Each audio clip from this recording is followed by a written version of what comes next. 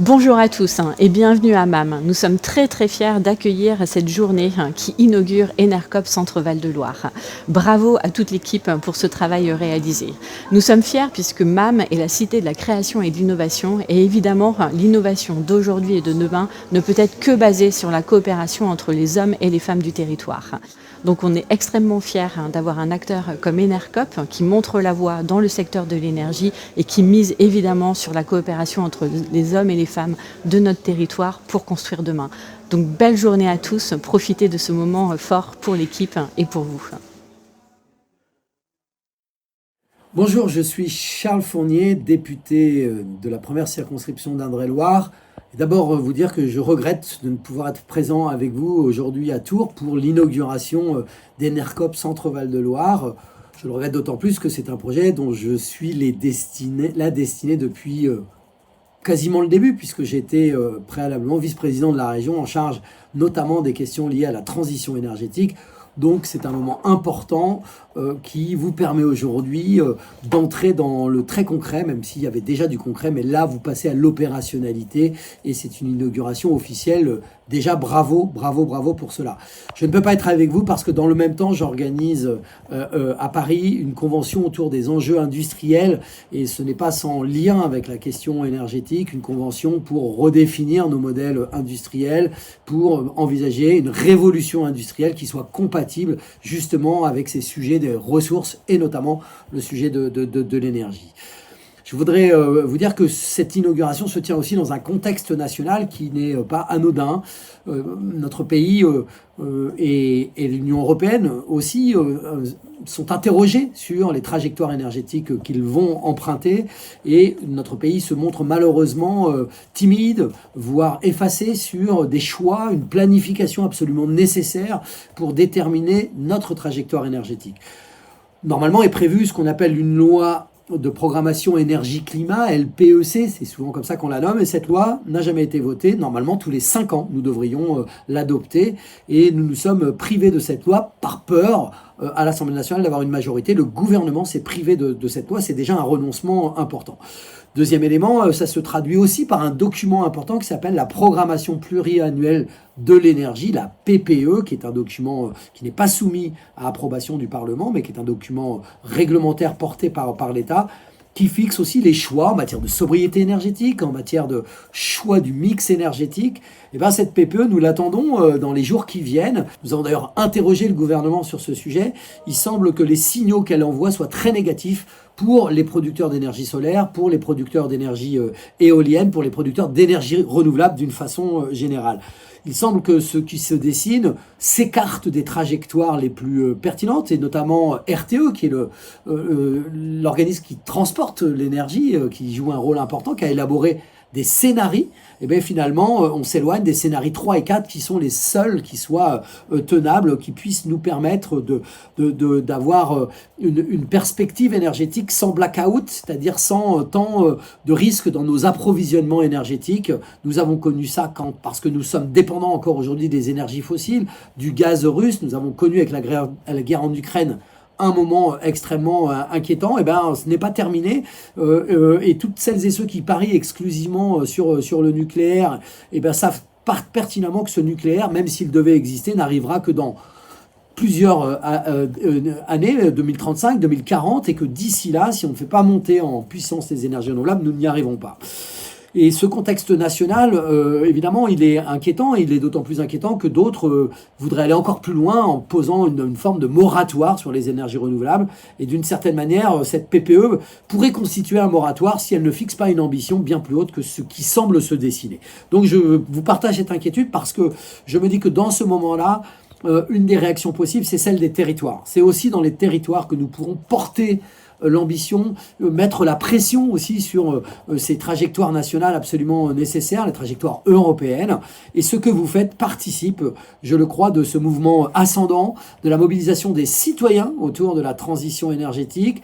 Vous soutenez en région Centre-Val de Loire d'ores et déjà 5 projets, 5 unités de production d'énergie renouvelable dans notre territoire, avec de l'investissement citoyen. C'est aussi par votre appui que cela a été possible. Il faut continuer dans cette voie-là. Vous faites du plaidoyer aussi en faveur des énergies renouvelables, en faveur d'une autre approche de la question énergétique, mieux connectée au territoire, mieux connectée à la vie des habitants et des habitantes.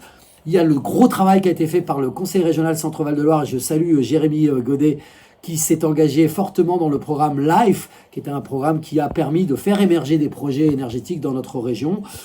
Il faut continuer dans cette voie-là. Je le crois demain que les territoires seront à la fois les lieux d'expression de nouveaux projets, d'une nouvelle vision de l'énergie, mais seront aussi peut-être, même si je ne le souhaite pas, des territoires de résistance face à une idéologie qui est en train de s'emparer, qui laisse à penser que nous pourrions tout régler par le nucléaire dans notre pays, que notre trajectoire énergétique pourrait s'appuyer exclusivement sur l'énergie nucléaire, l'ancien comme le futur parc nucléaire. Moi, je crois beaucoup dans l'engagement dans les énergies renouvelables, c'est absolument nécessaire et dans les années à venir, c'est ce qui sera possible. Alors voilà, je voudrais vraiment vous féliciter, m'associer pleinement à ce temps important d'inauguration pour marquer la naissance d'Enercop Centre-Val de Loire. Bravo à toutes et tous, continuez et comptez sur mon soutien. Je suis contente d'intervenir après. Je sais pas si ça marche. C'est bon. D'intervenir après le Charles Fournier que l'on connaît bien parce que c'est un de nos députés favoris, si on peut dire, très fort soutien des énergies renouvelables au niveau de l'Assemblée nationale, parce que ce qu'il vient de dire sur la PPE, c'est exactement le problème que nous traversons. On n'a pas de plan de programmation annuelle de l'énergie. Le scénario RTE, effectivement, sur 2035, est assez pessimiste sur le développement des énergies citoyennes en disant qu'on a un retard d'électrification en France et qu'en gros, on a trop de projets, ce qui, à terme, est totalement faux dans la mesure où on a besoin de sortir plus rapidement que cela du fossile, même si les 32% que je vous ai annoncés étaient plutôt pas mal, mais on devrait être à beaucoup plus par rapport à d'autres pays européens qui sont bien en avance. Hier, j'étais avec mes collègues espagnols et anglais qui ont des gouvernements beaucoup plus pro-ENR, et l'on voit que nous, on est en contre-cycle et on est en écart par rapport à ce qui devrait être fait. Donc notre travail de plaidoyer consiste à aller voir des députés, des sénateurs, un certain nombre d'institutionnels, des ministères, bien sûr, puisqu'on a eu un rendez-vous avec Matignon là, il y a 8 jours à propos de cette fameuse plan de programmation annuelle de l'énergie qu'on a toujours pas. Donc hier, il y avait un syndicat des énergies renouvelables qui était reçu par Monsieur Le Cornu, qui a dit qu'on n'aurait probablement pas de moratoire, parce que le risque, c'est que tous les projets s'arrêtent et qu'il n'ait plus de débouchés. Donc ne plus avoir de débouchés, ça veut dire à terme arrêter la production. Et bon, ça c'est totalement catastrophique. Et par ailleurs, on a besoin de prix de l'énergie, donc ce qu'on appelle sur des appels d'offres. Et ces appels d'offres, on n'en avait plus depuis 1 an et demi. Donc là, on se trouve un petit peu bloqué. Alors nous, au niveau du réseau, on a décidé de ne pas arrêter le développement de la production, parce qu'on continue à croire que on a besoin de ces nouveaux projets qui prennent un certain temps, qui peuvent prendre 1 an, 2 ans, 5 ans, avant d'être mis en exploitation.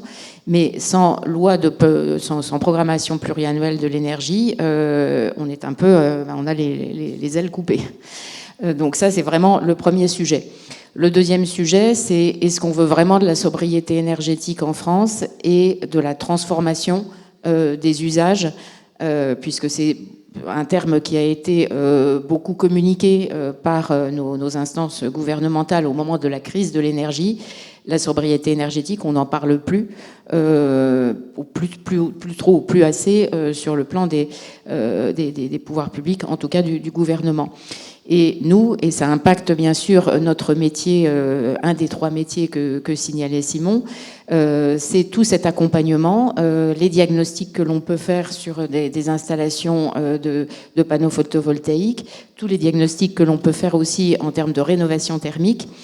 Et il y a eu un coup d'arrêt et un frein au moment où il y a eu cet arrêt de MaPrimeRénov' en 2025. bien que les réseaux de NR, et là je crois Leclerc est représenté, est administrateur aussi, se mobilisent pour dire c'est pas parce qu'il y a eu une fraude quelque part qu'il faut arrêter tout un dispositif qui va dans le sens de la sobriété énergétique. Donc sur ces deux aspects-là, on a vraiment du plaidoyer à faire. Donc concrètement, le plaidoyer, c'est aller à des rencontres. Donc c'est plus ma collègue, la DGA, qui va avec le directeur délégué de la fourniture. Et puis j'ai 2 collègues à temps plein qui travaillent sur le plaidoyer. Donc une plus sur l'énergie et l'autre sur l'ESS, puisque on a aussi, nous en tant qu'acteurs de l'ESS, des éléments à pousser.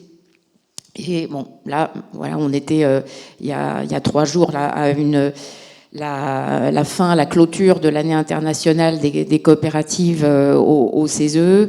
On parlait peu des SIC. Bon, après, moi, je suis allée voir les intervenants en disant, bah oui, pourquoi est-ce que vous avez aussi peu mis en avant les SIC? Ils ont mis beaucoup en avant le Crédit Mutuel, les caisses d'épargne qui sont des coopératives, ou Système U ou Leclerc, mais c'est pas tout à fait notre modèle. Donc je pense qu'on a un axe globalement de visibilité. Et je dirais que le plaidoyer, c'est pas seulement des rencontres institutionnelles. Le plaidoyer, c'est aussi développer notre visibilité. D'où les campagnes de com que nous avons fait une campagne de com au moment de la levée de fonds. Nous allons refaire une campagne de com au moment de notre relance commerciale. Donc vous verrez tout le monde un peu sur à la fois des réseaux sociaux, les radios. On va faire un travail avec Radio Nova que l'on va suivre dans une 30aine de villes en France. Et c'est ça aussi le plaidoyer. En fait, c'est se faire entendre sa voix auprès des citoyens, parce qu'on a beau pousser la porte de tous les ministères et les institutions à Paris, c'est pas là où ça se passe. Et effectivement, ça se passe plus dans les territoires, et je souscris à ce que disait Charles Fournier. Ok, merci. Attendez, on va passer le micro, parce que même si on est un peu au bout du temps, oui, on est au bout du temps, c'est à peu près 5-6 minutes par personne, mais je voulais vous relancer sur l'efficacité énergétique, parce que on parle on parle beaucoup de production d'énergie renouvelable, et quand on parle de plaidoyer, souvent on s'intéresse à ces sujets-là. Mais déjà chez NERCOP, vous avez commencé depuis longtemps à travailler sur ces histoires de conseils sur la rénovation énergétique, et autour de la table, on a Betsa Béas qui est présente ici, et qui va nous parler de rénovation des bâtiments, et en quoi la coopérative NERCOP Centre-Val de Loire peut s'inscrire dans ces projets efficacité énergétique. En 2 mots. Alors effectivement, Simon a mentionné Lisa, qui est notre ingénieure bureau d'études. Elle est plutôt sur le bureau d'études PV. Mais on a 2 personnes au niveau du NERCOP national qui travaillent sur des diagnostics de rénovation thermique. Donc c'est la première étape. On ne va pas jusqu'à l'accompagnement parce que c'est un projet extrêmement lourd, mais la première étape, on a déjà travaillé avec des copropriétés, par exemple. Et on cible des architectes pour que les architectes soient prescripteurs et qu'on puisse faire nous-mêmes les diagnostics. Donc on a ce travail-là en cours, oui. D'accord, merci bien. Bon, NERCOP Centre-Val de Loire, on va pouvoir préparer une nouvelle levée de fonds pour pouvoir se lancer dans ces projets-là. Je vais passer la parole à Jérémy Godet. Voilà, vous pouvez faire circuler le micro, s'il vous plaît. Jérémy Godet, donc vous êtes 2e vice-président en charge, donc délégué au climat, aux transformations écologiques et sociales des politiques publiques, à la transition énergétique, à l'économie sociale et solidaire et à la vie associative. Rien que ça. Alors, qu'est-ce que vous voyez comme point positif de cette création de NERCOP Centre-Val de Loire qui pourrait répondre aux enjeux du Conseil régional ? Alors, d'abord, bonjour à toutes et à tous. C'est un plaisir d'être venu ce matin à Tours, vous rejoindre. C'était important pour moi d'être ici, évidemment, et pour la région, parce qu'effectivement, on accompagne NERCOP au long cours depuis quelque temps. Pourquoi ça rentre dans la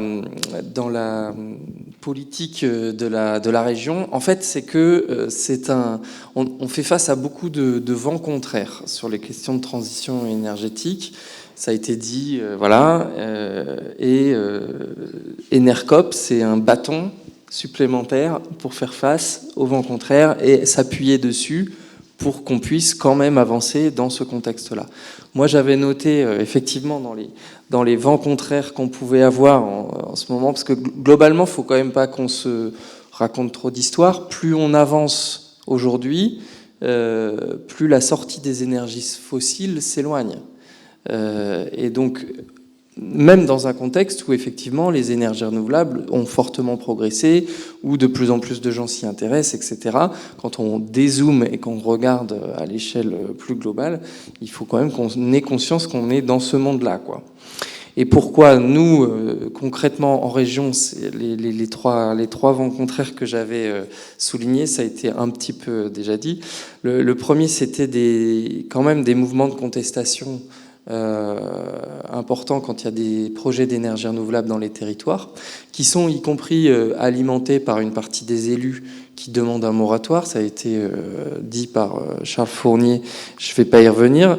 Le deuxième élément, c'est le manque de cadre et d'espace institutionnel pour projeter et prévoir les trajectoires. Je ne reviens pas parce qu'il y a déjà beaucoup de choses qui ont été dites sur la PPE, mais nous, concrètement, en région Centre-Val de Loire, ça nous pose un souci d'abord sur les schémas de raccordement des énergies renouvelables, puisqu'on a pas mal de territoires, notamment des départements qui sont saturés en fait déjà, et donc quand il y a des projets de production d'énergie renouvelable, on se retrouve dans l'incapacité de les raccorder au réseau, ce qui quand même est un problème. Et le problème, c'est que pour pouvoir projeter un agrandissement, un renforcement de ce réseau, on a besoin de cette PPE qu'on attend. Et puis le troisième élément, et ça n'a pas encore été dit, même si vous avez parlé de sobriété, c'est qu'en gros, on est quand même dans une grande contradiction. On a à la fois l'ambition de réduire, de diviser par deux les consommations d'énergie renouvelable, et en même temps, on a des projets de data center là, qui sont en train de se déployer en région, et notamment dans mon département de l'Indre. Dans le département de l'Indre, il y a 3 projets de data center, dont un de Google de près de 200 hectares, à côté de Châteauroux.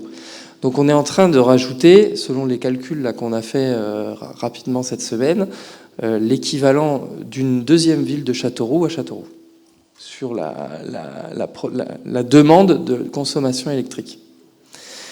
Et donc, voilà. Donc, et d'ailleurs, ça risque aussi de poser un problème politique, y compris dans les majorités de gauche, etc. Parce que ce problème des data centers, on ne le prend pas de la même façon tout le monde. Je ne vais pas plus loin parce que je ne veux pas non plus trop mettre la merde en temps électoral. Mais... Ceci dit, donc pourquoi donc nous par rapport à tout ça, la région, on a, et ça a été rappelé, une ligne directrice. C'est celle en fait de l'idée que la question de l'énergie, elle doit être socialisée, au sens où on doit pouvoir en décider collectivement, souverainement dans les territoires. Et donc, on a besoin d'avoir des outils, à la fois, je disais, de projection, de trajectoire qui soient décidés avec les citoyens, etc.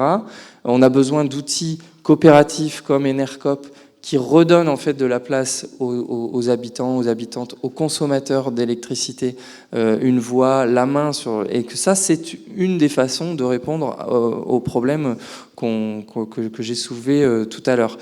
Et donc, on a mené tout un travail avec un programme européen pour constituer des communautés locales de l'énergie avec 16 territoires qui se sont impliqués dedans, et l'ADEME, etc., dont Tours Métropole a fait partie, avec un des enjeux qui était là, c'était comment on permet aux habitants de se réapproprier le sujet de l'énergie et de faire de la transition énergétique une occasion en fait de reprendre en main des aspects de nos vies qui sont fondamentaux, comme se chauffer, etc., etc. Ça, c'est le premier point. On a créé une agence régionale énergie-climat, avec notamment un fonds d'investissement où la puissance publique participe clairement, largement, majoritairement à l'investissement dans les énergies renouvelables. Et moi, j'espère d'ailleurs je crois d'ailleurs qu'il y a déjà des projets de coopération, de partenariat entre l'AREC et Enercop. Et moi, j'espère qu'en tout cas, ça sera un des axes de développement et de l'AREC et d'Enercop que de travailler ensemble. Voilà. Et puis, on a besoin d'outils comme Enercop avec ce que vous êtes en train de créer, parce que, encore une fois, ça participe en fait, à se réapproprier ces sujets-là. Voilà. J'ai déjà été trop long. Non, oui, mais c'est pas grave. Merci beaucoup. C'est du temps qui est pris sur les questions, parce qu'après après ce temps-là, on aura des questions avec le public. Donc il y aura toujours moyen de rebondir par la suite. On va passer le micro à Martin Cohen, qui se trouve à côté de moi. Merci. Oui, applaudissez. Merci. Donc Martin Cohen, vous êtes adjoint, vous êtes donc à la municipalité de la ville de Tours et également vice-président de Tours Métropole sur les questions transition écologique et énergétique. Une ville comme Tours et une métropole ont des problématiques, des enjeux qui sont liés à l'énergie et aussi des moyens d'action qui leur sont disponibles. La question, c'est lesquels aujourd'hui et en quoi cette Enercop Centre-Val de Loire peut vous aider à compléter vos dispositifs déjà existants. Bonjour à toutes, bonjour à tous. Déjà, je voulais vous dire, moi aussi, le plaisir que j'ai à être là ce matin, d'autant plus que je faisais partie du petit groupe. Alors, j'ai pas été longtemps dans le petit groupe, mais il y a 10 ans, je me souviens d'une réunion à Amboise sur la question d'une coopérative Enercop. Donc, ça me fait plaisir de voir ce projet aboutir et de voir comment tout le monde a grandi sur ces 10 dernières années. Sur la question des enjeux, moi, la question de l'appropriation, de la réappropriation des citoyens, il me paraît fondamentale. Et on en a besoin au niveau local, on a besoin d'acteurs au niveau local qui œuvrent là-dessus, parce que la question de l'énergie, aujourd'hui, elle peut paraître très lointaine. On a des systèmes énergétiques très centralisés, nationaux, des énergies fossiles qui viennent de très loin. Ça peut paraître une question éloignée pour les habitants et ça me semble essentiel de montrer qu'on peut y travailler au niveau local et qu'en travaillant sur ces questions-là au niveau local, on participe fortement à changer les choses. Donc là-dessus, Enercop a un rôle à jouer très important et vient compléter effectivement des actions qui sont déjà menées mais qui sont un peu sur d'autres sujets. Moi, j'ai pensé à deux sujets, deux outils qu'on a au niveau local. Le premier, c'est la compétence au niveau Tours Métropole sur les réseaux de chaleur. On a parlé d'électricité pas mal, on a parlé de rénovation, on n'a pas parlé de l'énergie thermique. C'est une des énergies qu'il va falloir beaucoup décarboner. Et l'outil des réseaux de chaleur est là-dessus assez puissant. C'est quelque chose qu'on a développé fortement ces dernières années au niveau de Tours Métropole avec des très grands réseaux fortement approvisionnés par des énergies renouvelables. Et ça contribue sur cette partie énergie thermique. Malheureusement, pour l'instant, ces réseaux de chaleur, ils font pas le lien avec les habitants. Et ça, c'est quelque chose qu'il faudra qu'on travaille. Alors, je sais que c'est en prémisse, il y aura peut-être des questions là-dessus. Mais autant le côté énergie citoyenne sur l'électricité est aujourd'hui assez développé, un peu développé, autant sur l'énergie thermique, il y a pas mal de choses à faire. Et je pense que c'est des réflexions qu'il faut qu'on ait sur les années à venir. Donc ça, c'est un premier outil qu'on a, qui est intéressant. Et le deuxième, c'est la question de la rénovation énergétique. Alors, Bethsabée, tu pourras en parler sur les bâtiments privés, sur les logements. On a des outils aussi sur les bâtiments publics. On a créé une ESPL, la 7 Énergie, qui a pour objectif de rénover le patrimoine public, des bâtis publics. Et donc au final, voilà, moi je vois outils énergie thermique, outils rénovation énergétique. Et bien sur l'électricité, d'avoir un acteur comme Enercop, un acteur engagé sur la question de la sobriété, parce que tous les fournisseurs ne parlent pas de sobriété. Sur la précarité énergétique, on n'en a pas parlé encore aujourd'hui, mais ça fait partie aussi des valeurs d'Enercop de travailler sur cette question-là.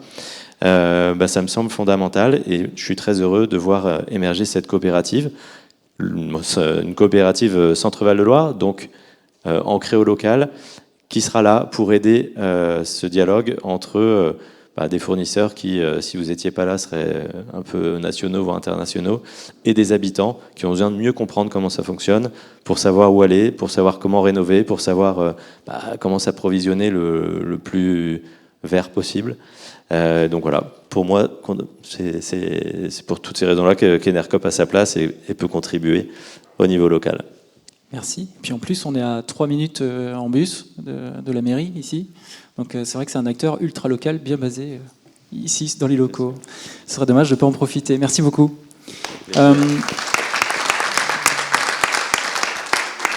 Exactement, on va passer la parole à Betsa Béas. Alors, vous êtes présidente de la SEM Centre Val-de-Loire Énergie, au pluriel, qui est une société d'économie mixte locale pour la rénovation énergétique des bâtiments.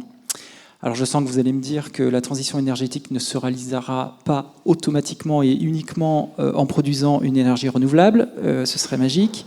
Mais il va falloir envisager des actions de sobriété énergétique, et en particulier donc dans le bâtiment. Qu'est-ce que vous pouvez nous dire là-dessus? Est-ce que vous avez un message à nous faire passer? Ouais, d'abord, merci, un grand merci pour l'invitation. C'est un grand plaisir d'être ici aujourd'hui. Je voulais juste vous partager une anecdote. J'ai renouvelé ma carte d'identité et j'avais besoin d'un justificatif de domicile. Et je suis arrivée à la mairie avec ma facture Enercop. La dame m'a regardée avec des grands yeux en me disant « C'est quoi ?» J'ai dit « C'est mon justificatif. » Elle m'a dit « Mais je pense pas que la préfecture va l'accepter. » Bon, j'ai dit « Écoutez, je pense que c'est important d'essayer, parce que ça leur montre que ça existe. » Et en effet, ça a été refusé. Et j'ai pris beaucoup de retard d'ailleurs sur ma carte d'identité.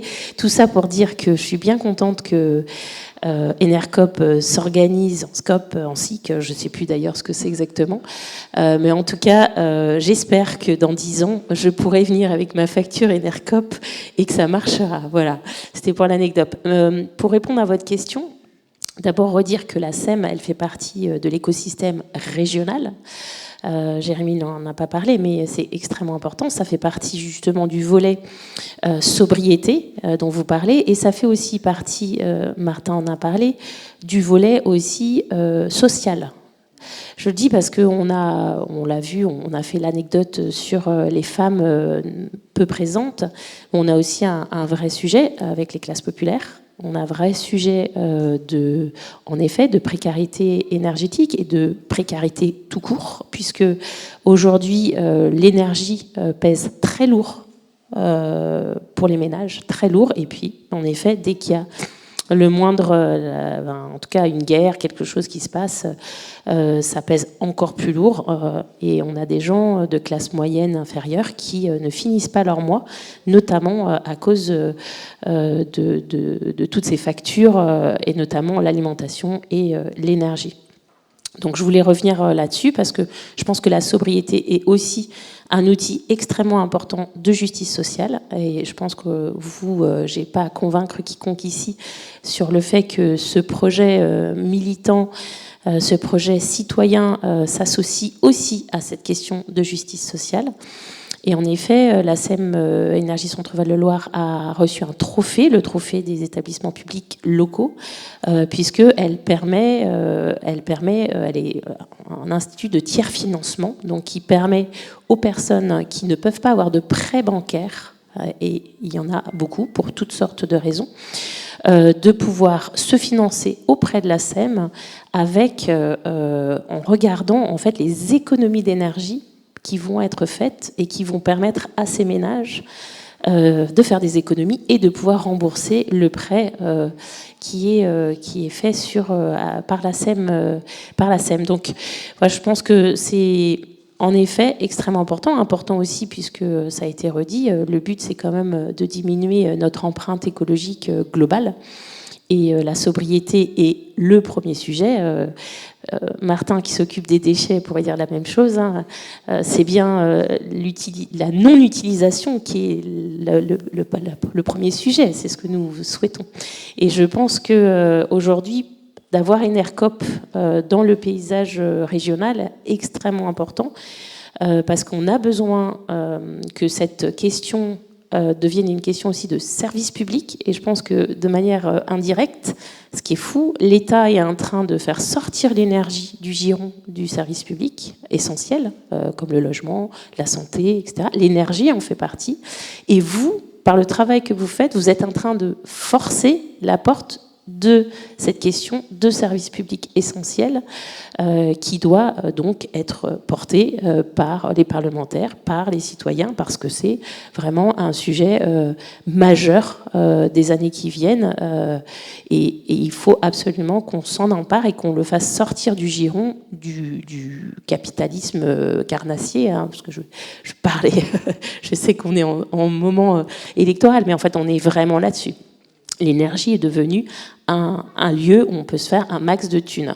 Donc là, vous voilà, faites montrer un modèle différent sur un service essentiel et un grand merci à vous.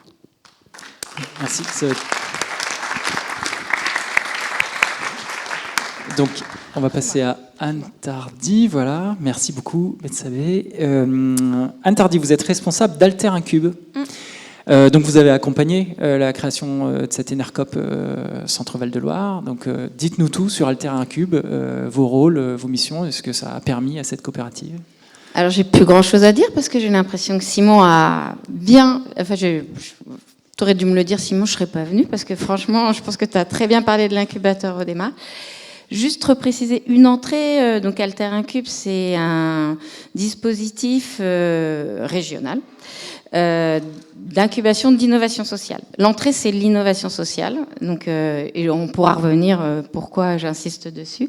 Et c'est porté par l'Union régionale des SCOP. Donc, il y a mon collègue qui pourra parler plus spécifiquement du mouvement coopératif, mais pour autant, voilà, l'incubateur, c'est ça. Et donc, l'objectif, c'est d'accompagner les projets d'intérêt collectif au service du territoire. Voilà, c'est très large, ok. Et c'est un dispositif qui est financé essentiellement par la région et l'Europe, dans le cadre de la stratégie régionale de l'ESS.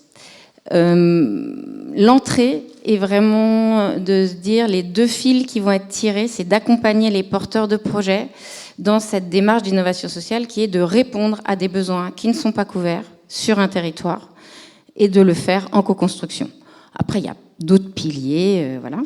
Mais c'est vraiment les deux points de l'incubateur, les deux entrées, les deux fils qu'on va amener les porteurs de projets à tirer pour que le projet, au bout du compte, s'inscrive réellement dans un intérêt collectif au service du territoire. Ce qu'on va développer, ça va être vraiment cette mission d'ancrage territorial à travers la co-construction, voilà, et de partage de la valeur. Mais là, je laisserai mon collègue de vous parler après du partage de la valeur, parce que sinon, je vais tout dire.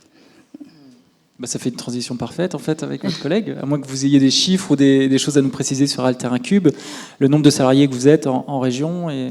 Alors, sur le dispositif existe depuis fin 2018, début 2019. On a accompagné presque 150 projets sur la région centre.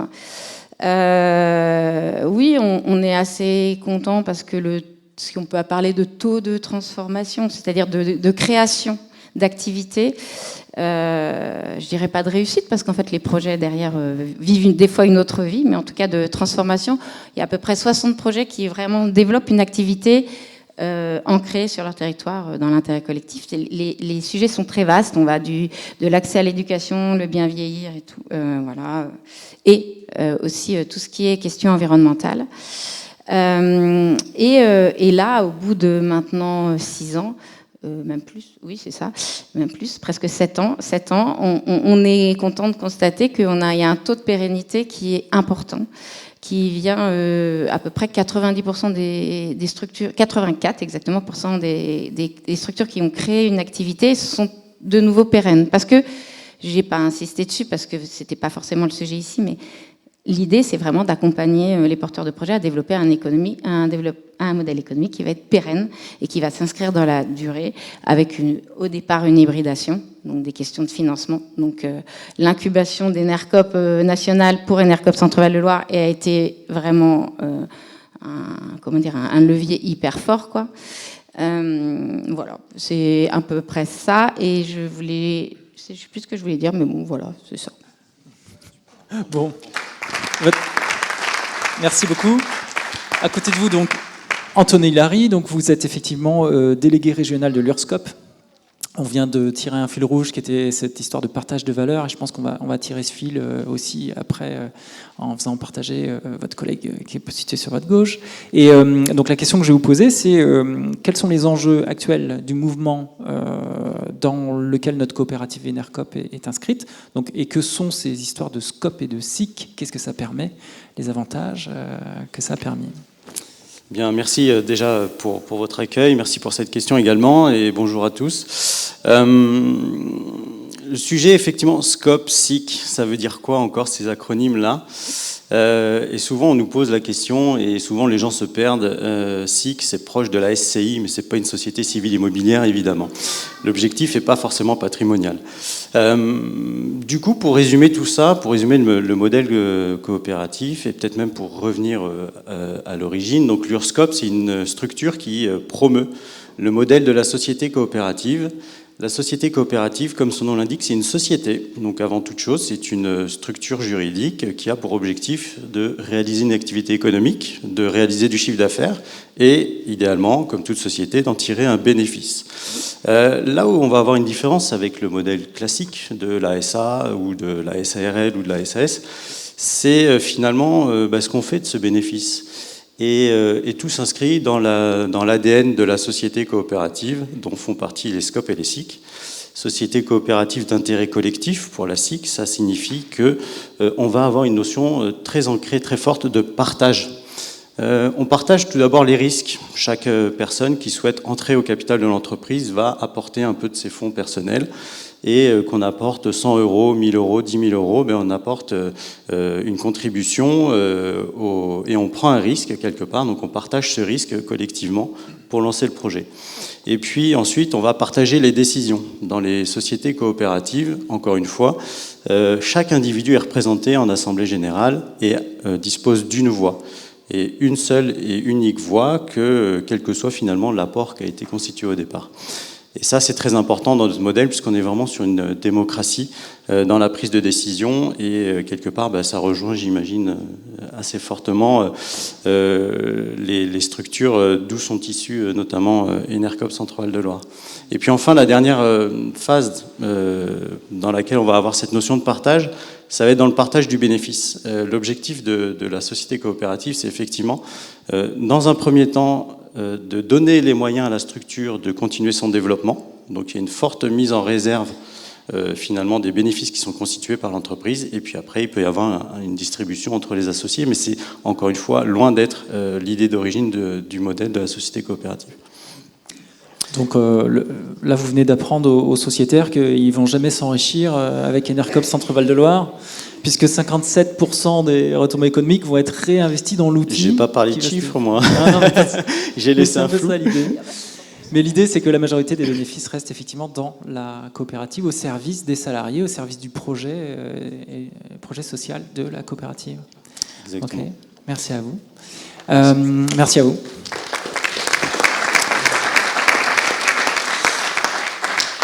Eh bien, merci pour cet éclairage, et on va passer effectivement la parole à votre voisin, Samuel Faure. Bonjour. Donc, Samuel Faure, vous êtes responsable investissement chez Énergie Partagée.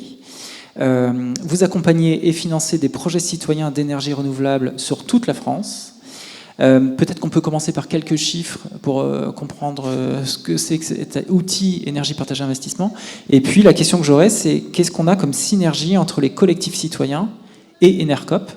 Et peut-être parler effectivement de cette histoire de partage de valeurs, pour commencer. Il y a plein de choses. Bonjour à toutes et à tous. Donc, ravi d'être ici également, comme tout le monde. Si tu me permets, je glisse une petite anecdote parce que ça témoigne aussi de la continuité de l'engagement des personnes dans l'ESS. J'étais à la place de Simon il y a quelques années quand on a créé la coopérative Enercop en Pays de la Loire. Et on avait accueilli à l'époque un petit groupe de sociétaires de Centre-Val de Loire qui était venu s'inspirer un peu de l'expérience ligérienne. Et on voit que les têtes sont encore là. Donc c'est aussi un témoignage de la continuité de l'engagement. Et je pense que c'est une des forces de nos sphères de l'ESS. C'est aussi toutes les valeurs qui sont derrière et qui permettent un engagement sur la durée, quoi. Alors pour répondre à tes questions, donc Énergie Partagée, donc c'est un mouvement national qui fédère des initiatives citoyennes. Ici en Centre-Val de Loire, donc on s'appuie sur un réseau régional qui est constitué de 3 animateurs et animatrices. qui regroupe une petite quarantaine de structures associatives et coopératives qui s'organisent pour construire des projets de production d'énergie renouvelable dans les territoires. Et donc en ça, je souhaiterais déjà remercier les bailleurs du réseau régional, hein, donc la région notamment, qui est un soutien historique et indéfectible sur lequel on a besoin de compter pour amener ce service auprès des structures citoyennes.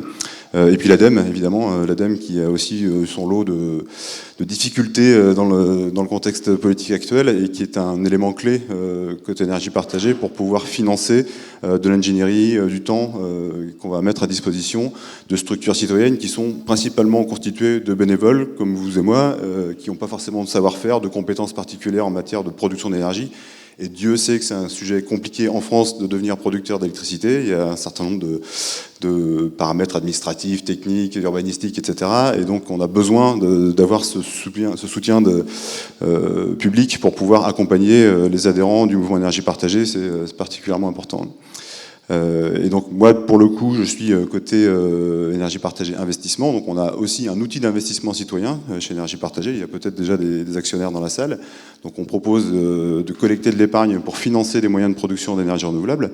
Et donc nous on intervient plutôt sur des projets d'ampleur significative, donc plutôt parc éolien, centrale solaire et réseau de chaleur. Parce que Martin, tu l'as évoqué, mais c'est aussi un des gros enjeux qu'on a aujourd'hui chez énergie partagée, c'est de pouvoir diversifier l'activité, de pouvoir accompagner des projets de production de chaleur renouvelable qui font du sens à l'échelle des territoires. Et on a ici en région centre une incubation en cours avec la SIC Bois Énergie Centre qu'on suit de près parce que ça fait aussi partie des acteurs qu'on souhaite accompagner avec les outils et les offres de financement qu'on a développés pour pouvoir constituer des réseaux de chaleur à l'échelle locale qui vont être pilotés par les acteurs du territoire et puis les acteurs de la filière bois notamment sur la région.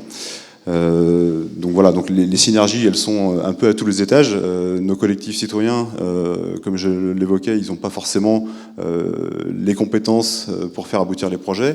Et l'arrivée d'Enercop Centre-Val de Loire, ça va être aussi un vrai levier pour pouvoir amener des services, alors soit sous forme de prestations, donc les services de bureaux d'études, etc., ça va évidemment venir outiller les porteurs de projets citoyens, mais potentiellement c'est aussi des co-développements qu'on va faire ensemble, hein, donc en associant Enercop dans le capital des projets, et tout ça, ça va se faire de façon pragmatique, projet par projet, dans chaque territoire à sa vérité. On n'a pas un modèle qu'on va plaquer à chaque fois de façon uniforme. Donc il y a des projets dans lesquels Enercop et Énergie Partagée sont partenaires, d'autres dans lesquels Enercop sera prestataire de services. Donc on peut imaginer toute une forme de configuration, et comme ça a été dit, je pense que l'avènement d'Enercop, ça va permettre d'amener un outil de plus au service de la transition énergétique et citoyenne des territoires, et en ça, bravo et merci à toutes celles et ceux qui sont impliqués dans le développement de la coopérative. Eh ben, merci beaucoup.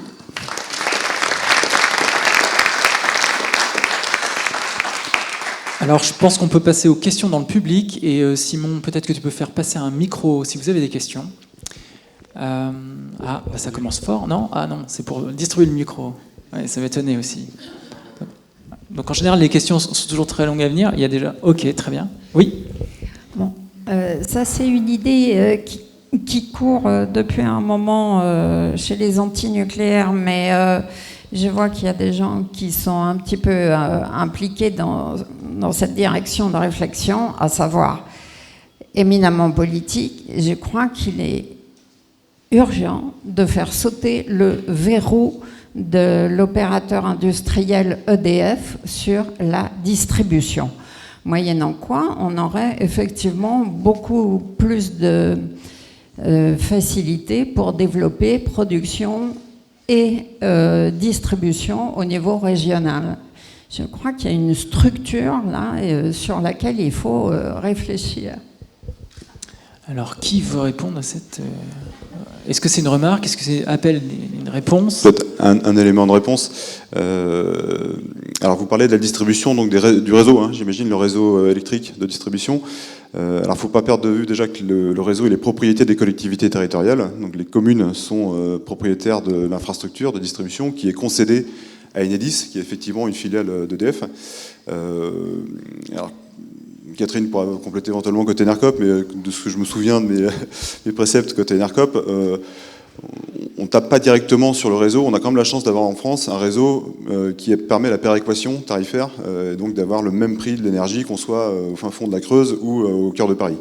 Et donc ça, c'est quand même ce réseau qui a été collectivisé à la création d'EDF dans la grande partie de la France, parce qu'il reste quand même des territoires qui sont restés autonomes avec des entreprises locales de distribution. Mais donc le réseau permet quand même d'assurer cette forme de péréquation tarifaire qui est nécessaire. Et puis pour le coup, on a un réseau qui est plutôt bonne qualité, on va dire, en France. Après, il y a plein de sujets qui sont en débat, notamment dans les syndicats d'énergie, sur la façon dont Enedis utilise les redevances de concession du réseau. Et là-dessus, il y aurait beaucoup à redire, parce qu'il y a notamment une activité qui est sous monopole public, qui remonte tous les ans, bon an, mal an, 1 milliard d'euros de bénéfices au groupe EDF, alors que c'est des recettes qui sont prélevées sur les consommations d'énergie de tous les habitants des territoires. Et donc là-dessus, il y a éventuellement un débat, parce qu'on n'a pas le choix que de travailler aujourd'hui avec Enedis. Quand on est sous concession Enedis, c'est un acteur obligé pour les producteurs et les consommateurs. Mais donc ça, après, c'est une question politique. C'est à l'échelle du législateur qu'on va pouvoir influencer la façon dont les concessions sont écrites. Mais c'est des sujets avec autant long, avec beaucoup d'inertie, parce que des concessions, ça se négocie sur des durées de 30 ou 40 ans. Et donc il n'y a pas beaucoup d'élus qui ont dans leur vie, dans leur mandat, l'occasion de renégocier une concession de distribution d'électricité.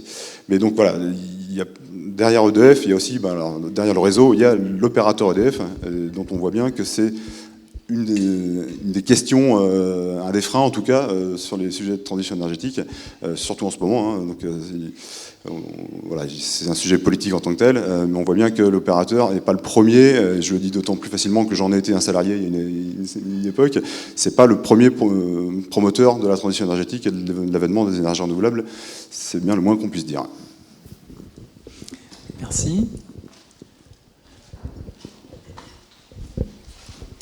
Oui, c'est tout à fait d'actualité. J'aurais aimé avoir un éclairage sur les relations possibles et les dynamismes partagés entre Enercop, qui vient c'est très bien, qui s'inaugure aujourd'hui, et les communes, au sens vraiment les municipalités. Comment on peut travailler ensemble? Qu'est-ce qui se fait déjà autour de cette relation? Est-ce qu'il y a des exemples de projets qui ont déjà été montés en relation avec les communes? Certainement. Déjà, parce qu'il y a à la fois acheter de l'électricité, ça c'est déjà acheté, vendre, mais aussi la produire et éventuellement comment on se repose sur ce réseau. C'est ça. Oui, c'est ça. Alors il y a déjà pas mal d'exemples effectivement, et encore une fois, et oui. Enercop est surtout connu pour la fourniture. Donc déjà, Enercop répond à des marchés publics de fourniture d'électricité. On a été en 2025 le fournisseur de plus de 80 collectivités en région centre via un groupement d'achat qui s'appelle Aprolis sur un lot vert. Donc voilà, ça c'est un peu la base. Des communes peuvent s'approvisionner en électricité renouvelable et coopérative via Enercop. Ensuite, on travaille avec des communes en tant que bureau d'études pour les aider à étudier déjà leurs possibilités de mise en œuvre de solarisation, notamment de leur bâti, d'autoconsommation à l'échelle donc de leur patrimoine public, comment ils peuvent produire à un endroit et consommer cette électricité sur l'ensemble de leur patrimoine. On peut les aider là-dessus aussi à élargir le champ de cette autoconsommation parce que on a cette valeur ajoutée citoyenne et cette fibre d'aller pouvoir les aider à mettre en œuvre de l'autoconsommation à l'échelle de leur territoire plus largement que leur simple patrimoine. Voilà, on peut éventuellement aussi, et c'est souvent on fait des partenariats sur du foncier public pour nous-mêmes investir avec des citoyens locaux et mettre en œuvre par exemple une petite centrale solaire photovoltaïque sur un ancien terrain de foot. Enfin, c'est des choses qui se voient dans le réseau, pas en région centre, mais à ce stade, mais dans le réseau. Ou alors sur les toitures aussi. On travaille avec une collectivité sur le fait de solariser l'ensemble des toitures d'une agglomération publique. Et c'est nous qui investissons avec l'argent de nos sociétaires. Donc voilà. Il y a tout ce champ-là. Je rajoute aussi quelque chose que je n'ai pas dit au départ, mais on participe aussi à l'émergence de l'opérateur énergétique de chaleur citoyenne avec énergie partagée, la SIC Bois Énergie Centre. Donc là, ça va venir aussi compléter ces possibilités-là de permettre à des collectivités qui n'ont pas forcément les moyens d'investir dans un réseau de chaleur urbain, un petit réseau de chaleur pour leur patrimoine, d'avoir un opérateur citoyen qui finance la chaufferie, le petit réseau de chaleur pour alimenter leur bâtiment, et qui leur facture, en fait, qui se rembourse sur la consommation de chaleur, sur les factures de chaleur. Voilà. Donc ça, c'est quelque chose qu'on peut voir aussi avec l'ensemble des citoyens pour étendre éventuellement au-delà du simple patrimoine municipal, un peu comme le solaire, même si c'est un peu plus lourd comme installation. Je ne sais pas, Catherine, si tu veux rajouter des choses ou... Alors, il y a une opération qu'on a mis en service en 2025 sur une commune qui s'appelle Andilly, en Nouvelle-Aquitaine, où le fournisseur Enercop a acheté à 30 ans de l'énergie en PPA. Et en fait, Andilly, ce projet-là, il a été monté par des citoyens, avec Valorem, qui est un producteur, et donc avec plusieurs parties prenantes. Alors ce projet-là, pour nous, il a été très significatif. Aujourd'hui, malheureusement, compte tenu du contexte du marché des prix de l'énergie, nous, en tant que fournisseurs, on ne peut plus acheter des PPA en ce moment parce que sinon on les achète trop cher. Et vous le savez peut-être ou pas, mais bon, le marché de l'énergie en ce moment est bas en termes de prix d'achat. Et nous, Enercop fournisseurs, on est concurrencé par d'autres structures qui ne sont pas forcément Total, EDF, Eni, ou qui sont même de plus petites structures, ILEC, enfin Octopus, vous en avez peut-être entendu parler. Mais tous ces acteurs-là n'achètent que sur le marché. Alors que nous, on a un tiers de notre approvisionnement que l'on achète sur du 20-30 ans, et on a le reste qui est acheté sur des contrats entre 1 et 3 ans. Donc comme on n'a pas du tout la même structure d'approvisionnement, en ce moment, on ne peut plus acheter du PPA, mais c'était notre objectif en 2022 d'acheter le plus possible en ce qu'on appelle en PPA, c'est-à-dire à des prix achetés. C'est un marché de gré à gré que vous passez avec un producteur, et vous vous engagez à acheter entre 20 et 30 ans le même prix. C'est une sorte de circuit court. Enfin, c'est virtuel, hein, parce que l'énergie... voilà. Ok, merci. Oui, il y avait au fond... Ok, j'ai pas vu dans quel ordre on allait commencer, mais... 1, 2, 3, très bien.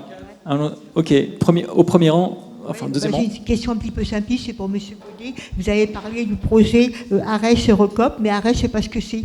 Et puis il y a aussi Madame Haas, pour présidente de la SEM, Société d'économie mixte, non, c'est ça?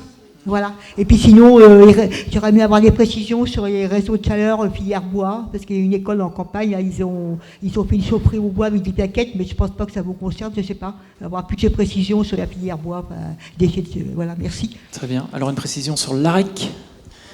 Alors l'AREC, effectivement, je n'ai pas dit ce que c'était. C'est un acronyme qui veut dire Agence Régionale Énergie Climat, voilà, dans laquelle on retrouve plusieurs structures, notamment la SEM qui préexistait à l'AREC, que Betsabé a présenté et qu'elle préside, mais dans laquelle on a aussi une société publique locale qui vient accompagner en fait les collectivités, donc les acteurs publics sur leurs travaux énergétiques, de rénovation, etc., voire de production d'énergie. Et puis on a une autre SEM, donc Société d'économie mixte, qui elle a plus vocation d'aider les entreprises, les acteurs privés, soit dans l'investissement, donc l'investissement dans les énergies renouvelables, où la SEM va prendre des parts dans les sociétés de projets de production d'énergie renouvelable.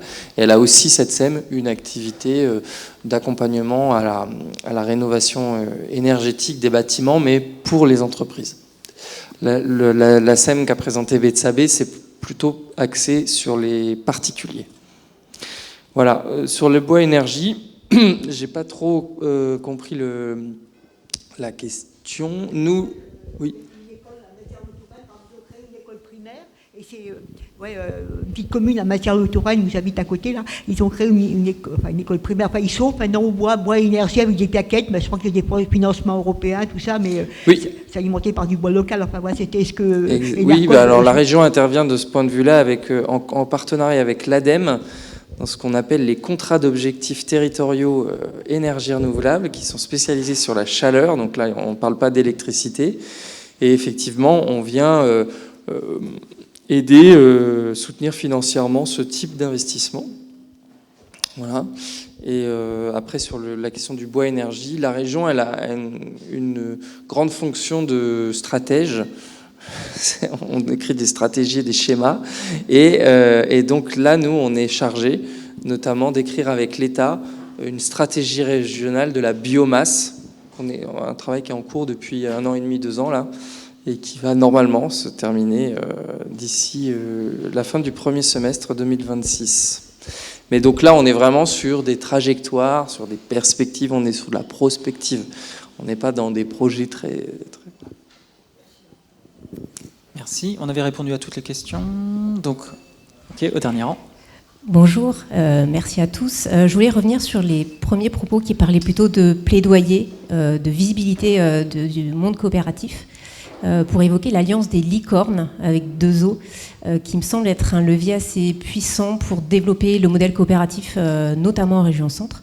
Et du coup, je voulais, collectivement, vous puissiez nous dire comment est-ce qu'on peut, entre acteurs des licornes, travailler en région et localement, sachant qu'on peut imaginer qu'un citoyen qui est sociétaire ou client d'Enercop peut très très facilement faire la bascule de passer son forfait de téléphone en Télécoop, d'acheter chez Biocop, de devenir utilisateur d'autopartage, parce qu'on a l'autopartage qui se développe en région centre. Donc je pense qu'on a un levier de transformation qui peut être assez facile. Et donc en local, comment est-ce que demain on travaille entre différents sociétaires et clients des licornes, peut-être avec l'aide de l'URSCOP d'ailleurs. Oui, merci. J'ai oublié de mentionner effectivement ce réseau qui est hyper important pour nous. On a le secrétaire général des licornes qui est dans notre bâtiment à Paris. Et donc on se voit tous les mois, enfin c'est plutôt le président là d'Enercop National qui y est, mais et une collègue qui s'occupe de ce partenariat. Il est clair qu'on a besoin, on est tous en problématique de relance commerciale, donc on a tous besoin de coopération. Mais si vous voyez les posts dans les réseaux sociaux, on a poussé celui de Télécoop, on essaie de pousser le plus possible lorsque les différentes coopératives sont en promotion et en développement commercial. Et le fait est que on a vraiment intérêt à renforcer. Alors nous, en termes de plaidoyer, on a cette problématique du coût de l'argent, pour lequel les investisseurs institutionnels nous proposent des taux d'intérêt plus élevés que des acteurs lambda classiques de l'énergie, par exemple. Donc là, on milite pour le fait que, effectivement, une coopérative, vous le signaliez, on est pérenne, finalement, on résiste, on est plus résilient que ce que nos financeurs pensent. Et puis, on cherche à avoir des financements de la BPI. On est assez critique au niveau du réseau sur le rôle de la BPI et le rôle que c'est une banque d'État, le rôle que cette banque devrait jouer sur les acteurs, auprès des acteurs de l'ESS. Donc ça, c'est plus au niveau plaidoyer avec donc Maud Sarda, qui est la présidente des licornes et qui essaie d'activer les choses nationalement. Mais localement, effectivement, plus vous rencontrez entre licornes, mieux c'est. Ça, on ne peut que vous encourager à ça pour que les sociétaires se connaissent les uns les autres. Et je rebondis très brièvement sur justement en local, on commence à co-organiser des choses, justement, et à structurer le mouvement au-delà des licornes aussi, avec les SIC et les SCOP, à s'insérer vraiment dedans. Par exemple, il y a quelques mois, on organisait une projection débat à Orléans avec Cities, une coopérative, une SIC de la mobilité, de l'autopartage, avec la NEF, et donc une banque coopérative, et avec, je ne sais plus qui encore, Aide-moi Marine. Télécop, peut-être, oui. Donc voilà, on est amené à comme ça refaire ce format-là jusqu'à fin mars, au moins une fois, peut-être à Tours, c'était à Orléans la dernière fois. Donc voilà, la région centre s'enrichit de plus en plus aussi en tissu coopératif et notamment licorne. Ouais. Et les salariés eux-mêmes d'Enercop Centre-Val de Loire sont utilisateurs de ces services? De Citis, de Télécop, tout à fait. Ouais, merci. Ok, merci. Il y avait une question au fond et devant, donc en premier plan. Oui. Bonjour. Moi, je voudrais savoir s'il est... Excusez-moi. Juste, pardon, pour compléter le propos et la question qui a été apportée. Vous parliez effectivement du rôle de l'URSCOP dans ce mouvement de coordination.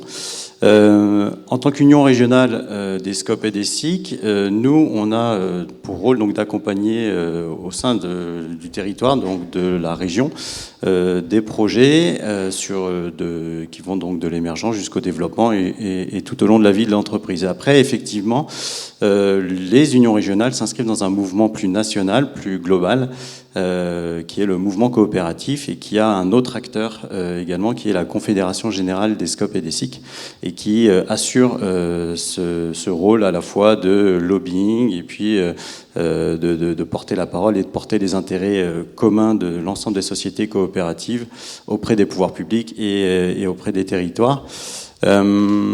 Et pour ce qui nous concerne, nous, il y a donc toutes les initiatives de nos adhérents qui sont faites sur de l'interconnaissance et puis de la coopération. Et puis on a aussi, nous, un volet d'accompagnement et d'appui sur la mise en place de ces sessions, de ces moments d'intercoopération et d'interconnaissance et de porter finalement le message du mouvement coopératif auprès du grand public. Très bien. Oui, donc, bonjour. Moi, je voulais savoir s'il était envisagé ou envisageable au niveau régional d'organiser des demi-journées, peut-être des sortes d'ateliers avec des sociétaires, des élus, des clients, pourquoi pas, pour qu'on puisse s'approprier un peu tout ce que vous nous dites, qui est quand même, je trouve, extrêmement complexe, quand on n'est pas déjà dans la partie, un petit peu. Et puis peut-être pour en faire profiter tous les gens qu'on connaît autour de nous dans nos communes, quoi. Donc une formation à la compréhension de cette dynamique énergétique et tout ce qui explique, et essayer de tout ce qui existe, et essayer de comprendre comment ça fonctionne. Oui. Alors peut-être pas une formation, mais je pensais, je sais pas, des demi-journées, 2-3 dans une année, par exemple, sur un thème, pour s'approprier ça, parce que c'est quand même très... Ok, très bien. Une réponse possible ? Peut-être juste un témoignage de ce qu'on pratique en Pays de la Loire, parce que donc j'ai gardé un rôle d'administrateur de la coopérative Enercop en Pays de la Loire. Et en effet, à l'occasion des assemblées générales, on essaye de décaler un peu, au-delà d'une assemblée générale très formelle, statutaire, justement de mettre en place des ateliers pour commencer à toucher du doigt la complexité et aussi tâter le terrain pour que le conseil d'administration prenne des décisions qui reflètent aussi la vie des sociétaires. C'est quand même pas simple de faire vivre cette démocratie interne dans une coopérative où on a plusieurs milliers de sociétaires. Et donc effectivement, c'est des exercices qu'on essaie de mettre en place. Et j'ai notamment en souvenir un temps assez particulier quand Enercop a fait le choix d'aller souscrire à l'AREN il y a quelques années, donc à l'AREN, l'accès régulé à l'électricité nucléaire historique, qui était un sujet qui a agité beaucoup de débats internes chez Enercop. Ça a été un temps de démocratie assez passionnant, parce que pour le coup, on a commencé par expliquer ce que c'était que l'AREN, pourquoi Enercop avait construit son modèle en dehors de ça, pourquoi on n'avait pas bien d'autres choix à ce moment-là de l'histoire que d'y souscrire, parce que les marchés étaient dans un état de crise aigu. Et donc on est rentré dans des sujets qui sont particulièrement complexes. Ça nous a pris effectivement une demi-journée, mais je pense que c'était nécessaire pour que, in fine, le vote de l'Assemblée générale finisse par se dire bon, ok, ça nous fait mal de souscrire à ce dispositif, mais malgré tout, on comprend le sujet et on accepte d'y aller sur une durée limitée, etc. Donc, c'est un exemple parmi d'autres. Il y a effectivement, je laisserai la parole à l'équipe locale de structurer ces ateliers, mais il y a effectivement plein de sujets qu'on peut partager autour de l'énergie en France, et c'est assez passionnant. Ouais. Je voulais juste rajouter quelque chose parce qu'on a la même problématique avec l'eau. L'eau est l'énergie et l'eau sont deux essentiels, et c'est la même chose, c'est extrêmement complexe. Moi, je siège au comité de bassin Loire-Bretagne, et la question qu'on se pose tous, c'est comment arriver à toucher les citoyens et citoyennes, comment en faire vraiment des outils finalement d'éducation populaire. C'est une vraie question. Je pense qu'on est tous face à ce défi, et il faut qu'on le relève parce que c'est vraiment nécessaire. Merci. Il nous reste... ouais.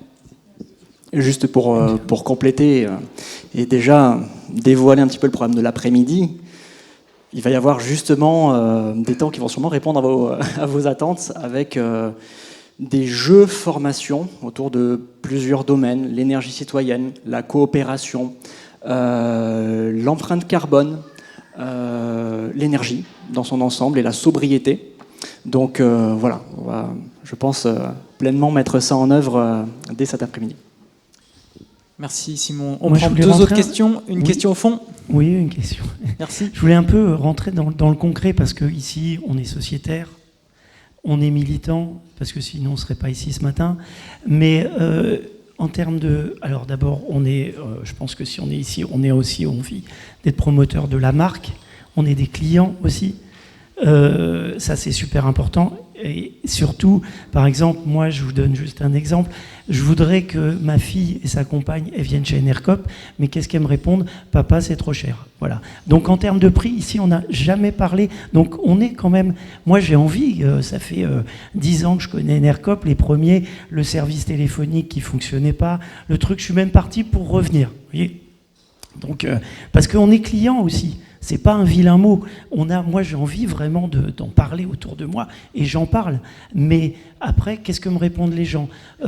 Ouais, non, c'est super ton truc, mais c'est quand même un peu plus cher. Donc, comment on se positionne par rapport... Parce que, bien sûr, on y croit, on a envie d'y croire, mais par rapport à des gens qui ne sont pas dans notre milieu, qui ne sont pas dans le coopératif, qui ne sont pas sociétaires d'une Biocoop ou d'autre chose. Comment leur amener et comment leur dire, OK, déjà en termes de prix, exactement, comment on se situe par rapport à la concurrence, et qu'est-ce qu'on peut amener de plus. Et vraiment, le terme de prix, c'est super important, parce qu'on ne peut pas, bien sûr, quand on peut payer plus cher, on le fait, mais il y a plein de gens qui regardent le prix en premier. Et c'est comme dans plein au quotidien, ils préfèrent aller chez un broker plutôt que chez une marque plutôt connue. Donc comment là-dessus? Et là, moi je trouve ça incroyable qu'on parle jamais de prix. Voilà, c'est super important. Voilà, je vous remercie. Et oui, l'argent, nerf de la guerre. Donc effectivement, si on regarde à l'heure actuelle, Enercop est parmi les plus chers du marché. Il y a encore quelques mois, on était l'une des offres vertes les moins chères. Pourquoi? Parce qu'il y a une grande volatilité en ce moment du contexte, c'est notamment des prix de marché européens. Et du coup, Enercop a toujours été très très très stable dans ses tarifs. Au départ, comme tu le rappelais Benoît, on était 40% plus cher qu'EDF. Et ça s'est réduit. La preuve, il y a quelques mois, on était l'offre verte la moins chère, parmi les offres vertes les moins chères. Enercop a toujours été très stable. La concurrence a été toujours aussi très dépendante des prix du marché, etc. Et Enercop a fait toujours des efforts de protection de ses clients avec des tarifs très stables. Mais effectivement, en fonction du contexte, il y a 9 mois, on pouvait parler prix. Pour convaincre des gens, aujourd'hui, c'est un peu plus compliqué, mais demain, ce sera peut-être à nouveau le cas. Dans tous les cas, c'est comment faire en sorte que le prix ne soit pas la seule variable et que les gens comprennent un peu plus ce qu'il y a derrière leur prise, et pas seulement combien ils payent leur facture, mais ce à quoi sert leur argent en fait. Et on a des formations ambassadeurs qu'on a énergisées en 2024 et un petit peu 2025 et qu'on va recontinuer à énergiser sur 2026 pour justement en discuter de tout ça, mettre sur la table tout de manière simple et accessible tout ce qui peut être fait à l'échelle de chaque sociétaire pour justement communiquer sur le pourquoi en fait l'offre Enercop est quand même très, très différente des autres et qu'il n'y a pas que le prix dans la vie non plus et que le prix est aussi à relativiser en fonction de la période. Donc voilà, toutes ces formations ambassadeurs, on va les les continuer sur 2026, et je vous inviterai à vous y associer. Juste un petit complément, Simon, si tu me permets. Dans la composante du prix, on regarde souvent le prix du kilowattheure. Ce qui importe les gens, c'est ce qu'il y a en bas de la facture. Donc c'est aussi le volume d'énergie qu'on consomme. Et en fait, la démarche de sobriété, elle vient aussi amortir la différence de prix que Enercop peut avoir vis-à-vis d'offres de marché qui, elles, effectivement, sont volatiles et qui sont ponctuellement moins chères. Et ce que disait Catherine, c'est que la logique d'achat durable auprès des producteurs, c'est aussi une protection pour l'avenir. C'est-à-dire que le fait d'avoir des prix fixes à long terme, ça permet aussi de se protéger en cas d'explosion des prix de marché comme celle qu'on a connue en 2022-2023. Et la logique coopérative, c'est bien celle-là. C'est un peu comme quand vous allez acheter des producteurs à la MAP, vous soutenez un modèle en garantissant des revenus aux producteurs dans une logique de produits biologiques en circuit court. C'est un peu la même chose chez Enercop. On est un peu la MAP de l'énergie, en gros, dans une démarche coopérative qui essaie de s'affranchir des logiques de marché, dont on voit bien que c'est pas évident, parce que malgré tout, le marché en ce moment, il est très concurrentiel et ça tend le modèle économique du fournisseur coopératif, quoi. Merci bien. Une dernière question. Du coup, un élément, parce que effectivement, concrètement, nous, on accompagne beaucoup le client à suivre sa conso, et voire même à changer de tarif par rapport à son profil de consommation. Donc ça, c'est aussi important de rappeler que nous, on n'est pas là pour que le client consomme plus, c'est au contraire pour qu'il consomme moins et à des moments plus adaptés par rapport au profil de la production de renouvelables. Donc ça, c'est vraiment un élément. Et le deuxième point, en mars, on va très légèrement baisser et on va baisser l'abonnement. Et ça, jusqu'alors, le coût de l'abonnement, si vous comparez une facture Enercop aux autres, était plutôt élevé. Donc là, on se remet à des niveaux d'abonnement similaires à ceux des autres fournisseurs. Et ça, je pense que c'est important de le constater parce que nos profils de clients sont particulièrement sobres. Donc en fait, l'abonnement coûte cher comparativement au niveau de sa facture. Merci. Dernière question. Oui, justement, avant de poser ma question, moi, j'ai un argument, donc effectivement, quand je côtoie des gens et que je discute d'Enercop, mon argument, c'est que l'EDF, si c'était une vraie entreprise, ça n'existerait plus, ça serait en faillite. L'EDF vit parce qu'on paye des impôts, mais avec plus de 75 milliards de dettes, ça n'existerait plus. Normalement, c'était une vraie entreprise. Quand je paye ma facture Enercop, et ainsi que tous les clients et coopérateurs Enercop, Enercop vit qu'avec le produit des factures. Voilà, c'est ça la différence. Le vrai prix, le vrai coût de kilowattheure EDF, c'est pas le paiement des factures, c'est nos impôts qui permettent de pérenniser l'activité d'EDF, tout simplement. Et ça a un coût énorme. Ok, merci. Donc ma question initialement était la suivante. Lorsqu'il y a eu effectivement la crise du marché de l'énergie, de l'électricité, plus particulièrement en 2022, donc comme ça a été évoqué, le Enercop National a fait appel au dispositif de l'arrêt. Voilà. Et c'est vrai que j'ai eu du mal à comprendre le fonctionnement de ce dispositif. Donc si je pouvais avoir un peu plus de renseignements pour mieux comprendre cette période transitoire auquel Enercop a fait appel par le biais de ce dispositif. Merci. Merci. Si vous voulez, en 2022, au mois de mai, le prix était à 50 €, de l'énergie était à 50 €. Au mois d'août, il est monté à 1 000 €. Donc en fait, on s'est trouvé sur un marché complètement aberrant sur le plan de la spéculation des prix de l'énergie. Et ça a continué encore plusieurs mois. Ce qui fait que on a été contraint d'acheter de l'énergie à un prix relativement bas, à l'époque c'était 42 €, pour pouvoir continuer à faire vivre le modèle Enercop consistant à dire on achète aux producteurs d'énergie renouvelable, à aujourd'hui 600 producteurs, à l'époque c'était à peu près 450, et cet achat qui a ensuite été revendu nous a permis d'équilibrer le modèle économique. Sinon, en fait, on aurait fait faillite. Donc, on aurait complètement arrêté l'exploitation de l'énergie, la vente d'énergie, et on aurait peut-être continué à avoir quelques Enercop locales qui auraient développé des services énergétiques, mais en tout cas, le fournisseur Enercop aurait fait faillite. Donc, ça a été, comme le rappelait Samuel, une décision temporaire, puisque bon, on en est sorti en fin 25, et là, aujourd'hui, en 26, on vit sans arène, et donc on essaie d'équilibrer notre modèle avec de l'achat-vente, mais surtout avec de l'achat. Comme je vous le disais, on a un tiers des achats que l'on a sur 20-30 ans. Et puis on a le reste des achats que l'on fait avec des producteurs sur des contrats entre 1 et 3 ans, en gros, où l'on s'engage sur des prix. Et puis on a des achats et de la revente sur le marché. Et c'est ça que les sociétaires ont réalisé, en fait, quand il y a eu tous ces webinaires sur la pédagogie de comment un fournisseur gère son marché. Nous sommes chargés d'équilibrer entre la consommation et la production à la demi-heure. Donc nous faisons des achats et de la revente sur le marché. Ça, je crois que beaucoup de sociétaires n'avaient pas compris cela. Et l'AREN, ça a été une forme d'achat, mais qui a été temporaire.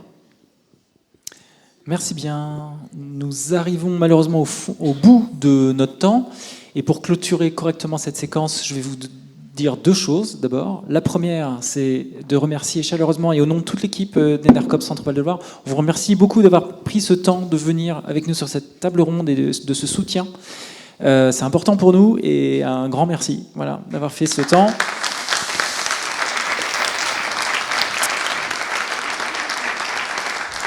Voilà. On sait que vos agendas sont parfois très compliqués, donc merci beaucoup. Et la deuxième chose que j'ai à vous dire, c'est qu'on va faire, pour vraiment bien clôturer ce temps, c'est une très belle photo de groupe. Et je vous invite tous à venir sur scène et devant la scène. Voilà, les grands sur scène, les plus petits devant peut-être, ou tout le monde sur scène. Tout le monde sur scène, merci. Et on va avoir une très belle photo de Fabrizio qui va pouvoir nous faire ça. Et ça marquera le top départ de cette coopérative qui est pour nous une grande réussite dans sa collecte et puis dans cette mobilisation citoyenne.